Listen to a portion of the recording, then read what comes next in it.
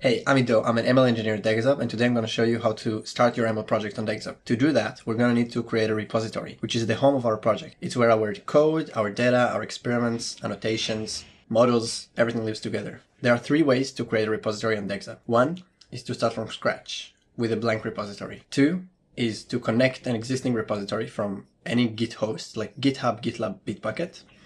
And the third one is to start from a template. In this video, I'm going to cover the first and the second way. First, we're going to go to DagsHub.com and we're going to log in. I'm going to use my GitHub account to log in. Okay, I'm going to go to the top right corner and click the plus button with the create. I'm going to choose a new repository. First, I'm going to create a blank repository, so I'm going to choose this first option here. I'm going to give my repository a name. Let's create an awesome repository. I can choose an owner, which is useful if you are using the themes feature of DagsHub.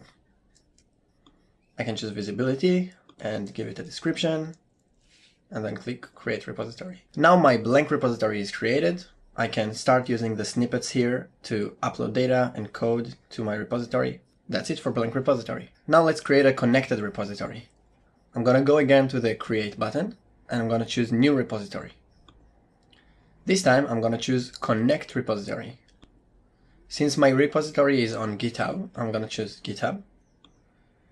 And I'm going to be prompted with installing the DagsHub app on my account. So you can see I have some organizations that already have DagsHub configured.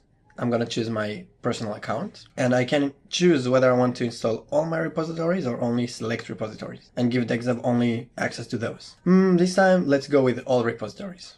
I'm going to click install. I'm going to search here for the repository I want to connect. DagsHub connect demo. Okay, I can see some details about the repository. I can change the owner if I'm using a team. And I'm going to click connect repository.